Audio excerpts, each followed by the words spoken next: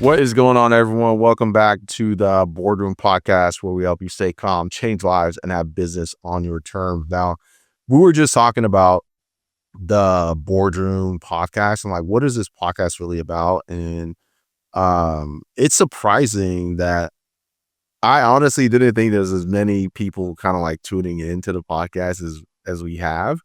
We have a good amount of people who are listening. And for those guys who tune into the podcast every week and give us your time and attention, I hope that you're getting value from just hearing us talk about what we're dealing with and challenges that we're overcoming, strategies that we're thinking through, and all that good stuff like team, leadership, product. There's a lot of things that are happening. So we're in the first week of March, and I think it'd be appropriate to reflect on February. Like February, we got our teeth kicked in. Uh, it was rough, and a lot of people want to talk about all the highs and how everything in their business is just going great. Well, the reality of entrepreneurship and business is that shit hits the fan more frequently than it doesn't. And February was just a month of just shit hitting the fan. Everything that could have gone wrong went wrong. And it was rough. We lost some accounts due to critical bugs that came up. There were some issues with the platform where infrastructure was breaking. And then we had to make some really quick decisions to let some people on the engineering team go. Yeah, it was a rough month. I'm not going to lie, it was rough. Yeah, when I started tallying up all the churn accounts, I was like, "Is this right? I just can't be right." And then I'm like, and I sent you the list, and you're like, "Yeah, there's like literally only one person on there that shouldn't be on there because I saved it, but other than that, yeah, it's right." I'm like, Yeah, it was hard, and the nature of the business that we're in is the product has to deliver, right? Like it's got to deliver results, otherwise it's going to be fired. And when we have critical issues, how do we navigate that? And I think that's something worth actually me diving into is navigating the dichotomy of long-term health of the business and short-term survival, right? So as you're building a business and you're growing a business, unless you're venture funded and you just have millions sitting in the bank, right? And you just have millions sitting in the bank to just throw money at problems. You have to be scrappy and you have to be creative and you have to be like flexible and be able to pivot on a dime. So, and you have to be able to do that while maintaining the long-term vision of where you're trying to go and what you're trying to build. And it's the hardest thing to do. Like, how do I make decisions that allows us to go in the right direction for the business big picture, but maintaining the short-term day-to-day decision-making that allows us to survive, right? And it's a really, really challenging to do. And it's one of those things where you got to be able to stare into the abyss and eat glass. And when you're staring into the abyss, you don't necessarily see a light at the end of the tunnel. So you kind of have to envision a light at the end of the tunnel and create your own path to crossing that chasm. All right. So I think one of the things that we did that really kind of helped us was launching a consulting offer as a layer to be able to add more value to a few accounts. That's honestly, I really think that's the thing that kind of like saved our butt. And we started doing that in December, right? And for me, I recognized, I was like, man, like, I don't know if how we're currently going is going to be sustainable. Right. And I need to think through a way of creating cash flow, right? That can kind of get us through the bumpy rides. And so that's why I craft that initial consulting offer. And then we relaunched Blue Chip. And honestly, it was those two things that saved our ass. What's funny is I wanted to bring Blue Chip like at a high level for like over a year, and you're like, not right now. Nah, not right now. Nah, not right now. And I did something must have clicked in December. You're like, all right, let's take it. No, because I saw a clear path to actually doing it successfully, right? The Yeah. team wasn't at a point where we didn't even have the bandwidth to be able to do that. We didn't have like product and people in place. We didn't have QA engineer in place. We didn't have there's a lot of things that we didn't have in place where it's just like, we barely are keeping our shit together now. Like, we can't throw in another variable and it's just going to be a distraction. Right. And that's a hard thing that people have a hard time doing. They have a hard time saying no to really good opportunities, right? It was hard to say no to really doing Blue Chip for like a year and a half. It was legit for a while. It was like a year and a half we had to say no to it because it just didn't have the bandwidth. And for me, I was like, man, like, if I say yes to it and I'm knowing how I am, if I say yes to it, and we're not properly set up, both things are going to implode and it's going to be a disaster, like absolute disaster. So, and going back and forth, I've thrown out plenty of ideas like, hey, it's always, I'm really glad we said no to literally all of them except the Blue Chip one. And for like a year and a half, however long it was, I always threw it out there. You ready? Because I always wanted to keep it in your ear, but so you don't forget, because I knew it was such a great offer.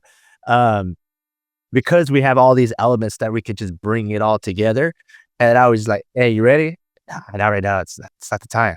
Hey, you ready? Nah, it's not, because I knew you were going to say no, but I just wanted you to keep it on top of mind. That's what I was trying to do. It's always been on my radar. Like, Yeah. Stuff like that when it's on my radar, like, it doesn't get off the radar.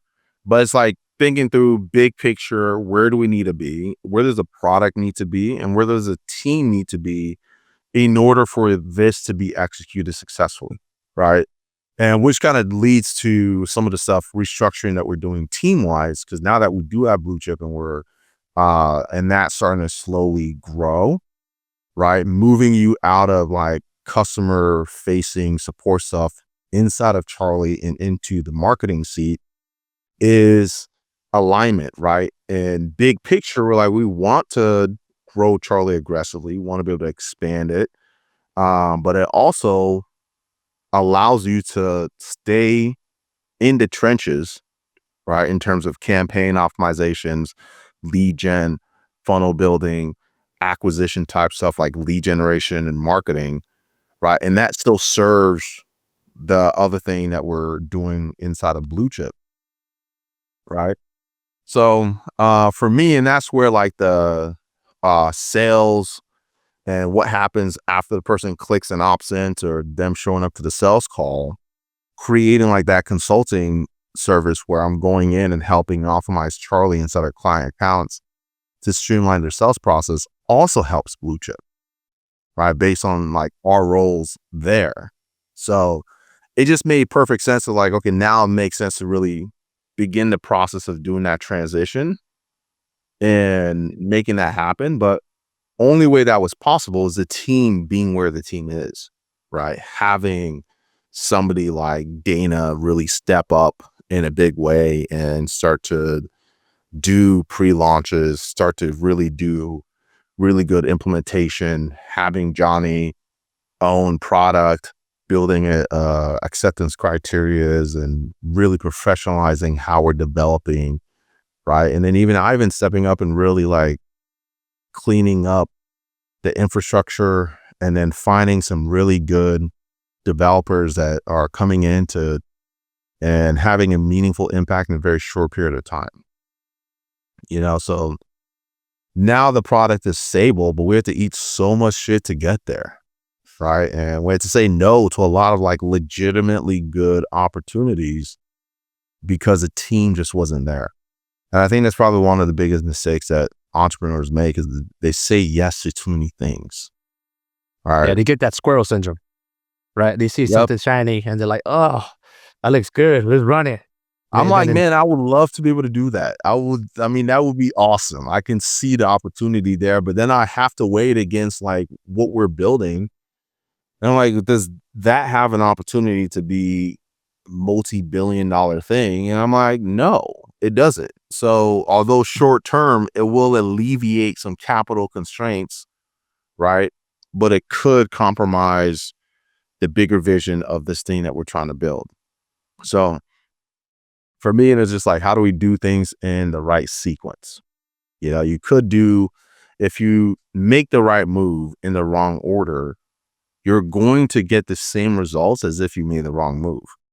Right. And that's really the thing that I struggled and wrestle and pray through. And that's why I have to be very methodical in the moves that we make. Cause I'm like, I want to make sure we're making the right moves in the right sequence at the right time. not only that, but does it benefit that? Because for me, at least, whatever we pick next, I'm hoping it's not for a while. It's what if we pick something, is it gonna benefit the overall thing?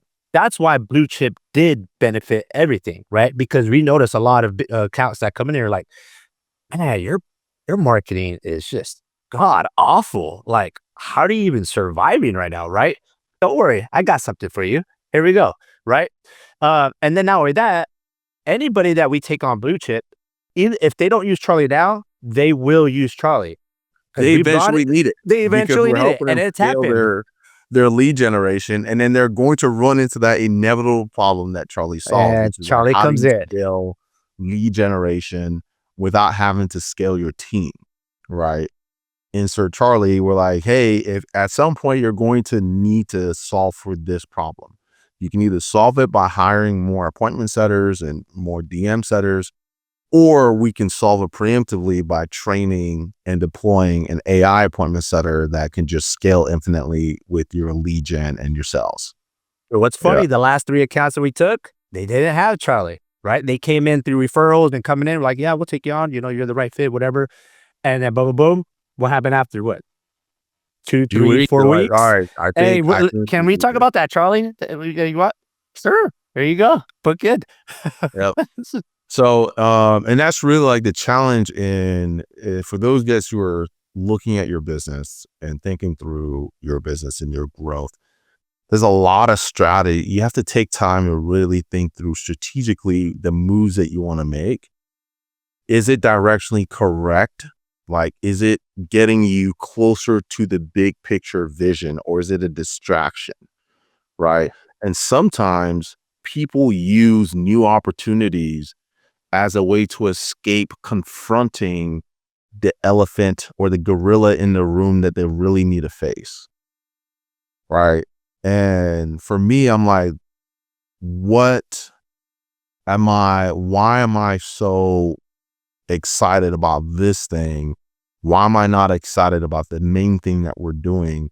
And it's because there's a 3,000-pound gorilla that I don't know how to face. And so it's easier to be like, like, why don't we just do this and start that? And I'm like, no. We got to confront this 3,000-pound gorilla because there's no way for us to get to the next level unless we confront that, right? And that 3,000-pound gorilla was like, product was unstable. We don't have a professional dev process. Our implementation is all over the place, right? Like we don't have any of those things dialed in. And those are things that you don't fix overnight. It takes work and consistent effort applied over an extended period of time to transform, right?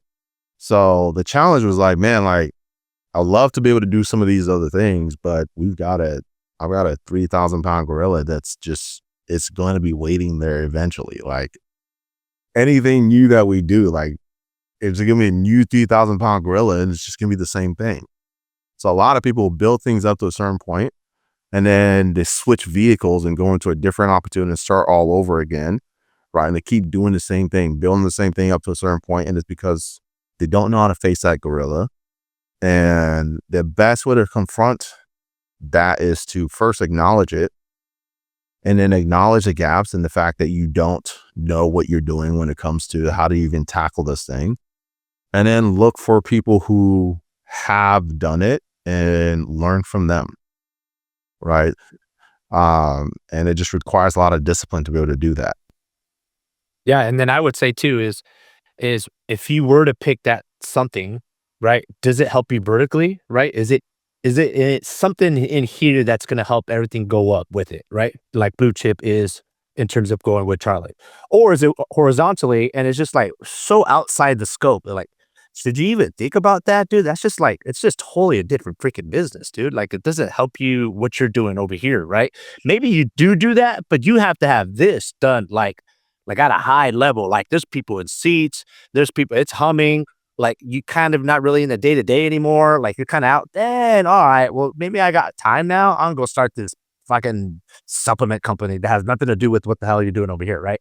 So that's where it kind of makes sense, because that's where usually people go. Oh, I'll go over here, I'll go over there, and then, dude, you just have three totally different businesses that you're just literally starting from the ground up. How about you just focus on one?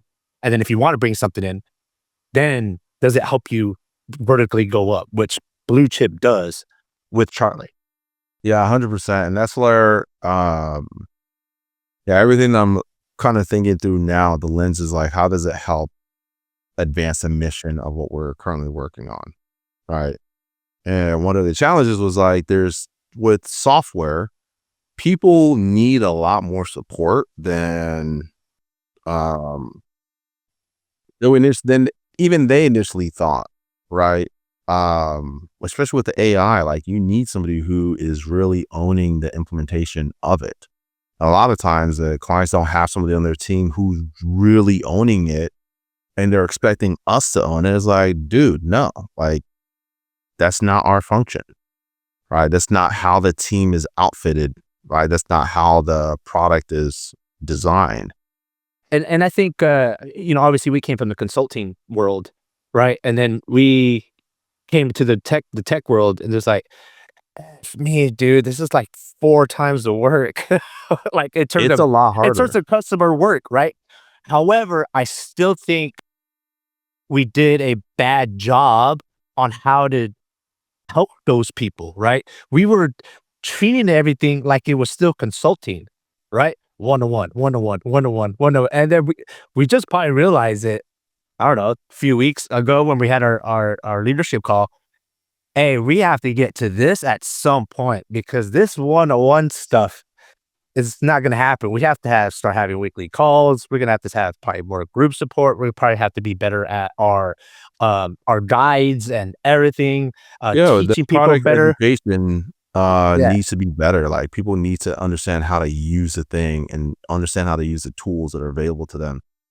Whereas, like, with consulting, it's really like you're giving information, and then, like, there's no, like, ongoing work of delivering on that information. Like, once they have the information, it's just a matter of getting feedback on how they're implementing and taking action with that information. Whereas, like, product, like, there's lots of stuff that we've iterated and lots of improvements that we've made to the product, to the functionality that nobody ever knew about. And it's because it never really, like, occurred to really, like, train people on how to use a product at a high level, which I think we're starting to do a better job of. And I'm excited about the release stuff that we're doing and the new training format that we'll be rolling out and things like that. But Definitely a better job. I mean, there's some stuff that has been rolled out that I or the team didn't even know. Like, when did that go live? Like, we were just talking about it yesterday,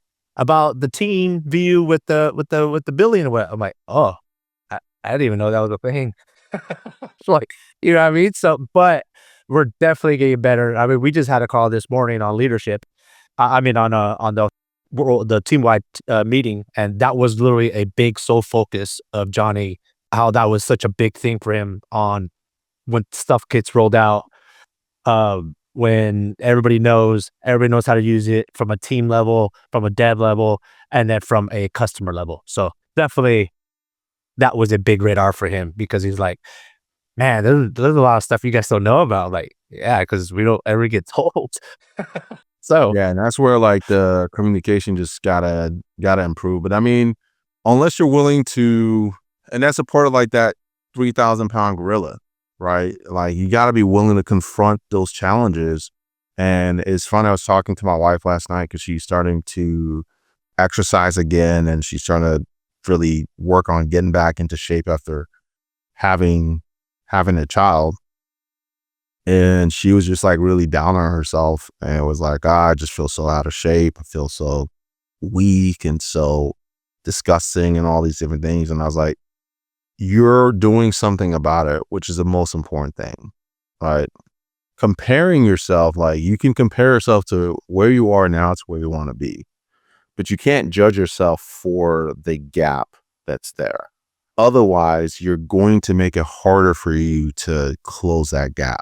If you're constantly judging yourself and putting yourself down for the gap, you're going to judge yourself for it, and you're going to feel bad, and it's going to discourage you from making progress. Right? Recognize the gap, but then be like, I'm at least doing something about it.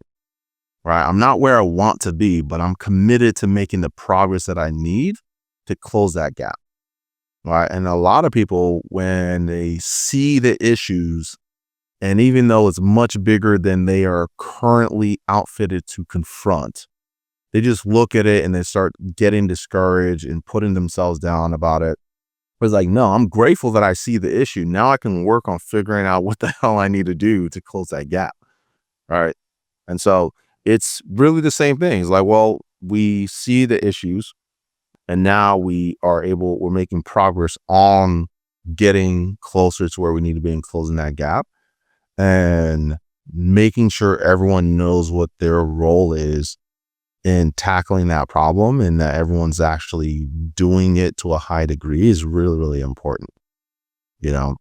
So that's the other thing. And then one of the other things that I'm seeing is, as far as like team goes, it's actually been a really interesting indicator. When somebody chronically misses our all hands, they're really not on the team for much longer.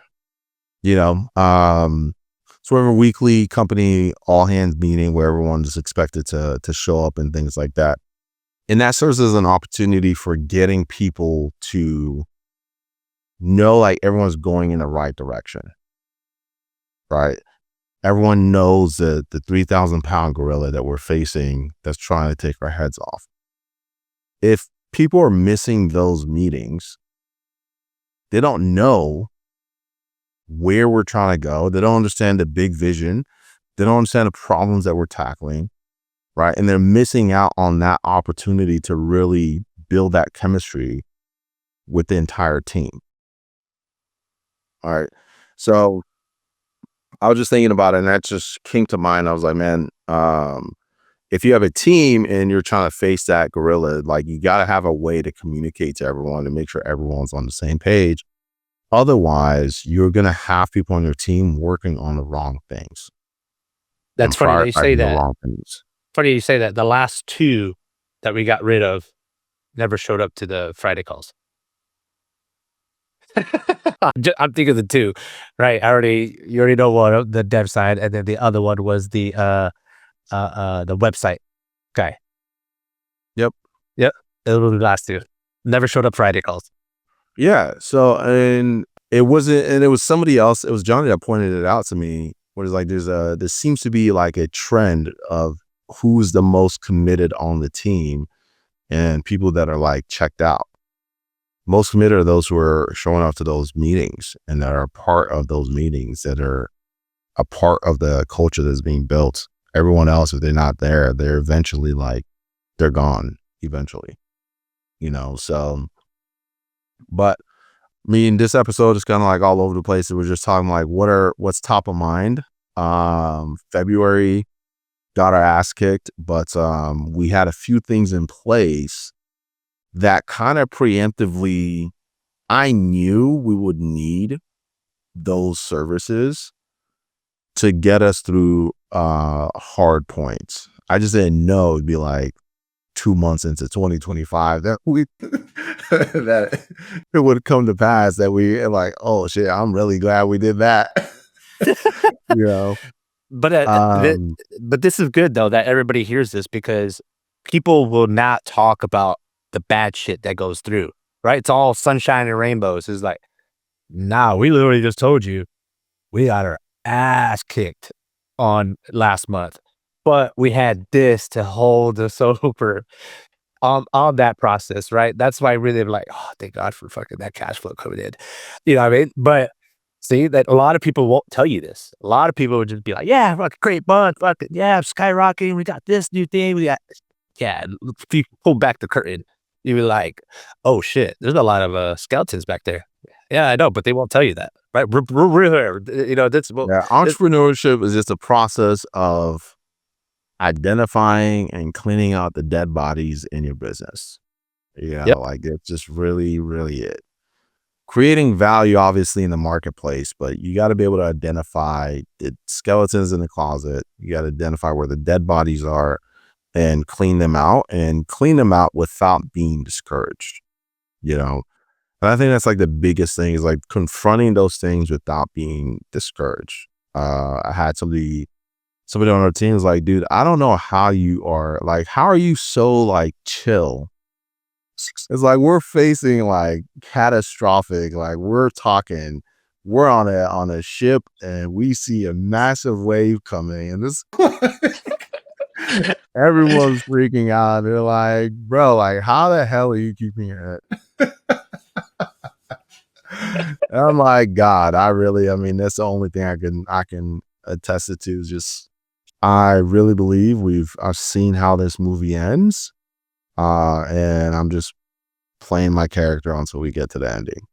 You know, so issues and challenges that come up is just a part of the story, part of the script. And so long as I do my part to help us navigate through those challenges and those issues, we are going to get to the end. And when we get there, it's not going to be surprising to me at all. It was just an inevitable outcome that was going to happen as a result of us staying the course, you know? yep, But it takes conviction in your vision and what you're doing to be able to navigate and to be able to stare into the abyss and still see what it looks like to get to the other side. Even though as you're staring into the abyss, there's no light on the other side. Like you don't see the light at the end of the tunnel, right? You have to be able to look at it, see the abyss, and still believe you can get to the other side. You just don't know how you're going to do it yet. So want to leave you guys with that. Hopefully you found it helpful. Thank you for those who are tuning in. We will be starting a new series here very soon. It's going to be called Founders Fires. And it's just going to be a platform where we can talk about identity of like what it takes to run a business. How do you create leverage as you grow, and then share stories of how our resilience are being tested and all the different fires that we're going through and things like that. So keep an eye out for more information on that. But every one of you guys who are listening, really appreciate you. Till next time, stay calm, change lives, and have business on your terms.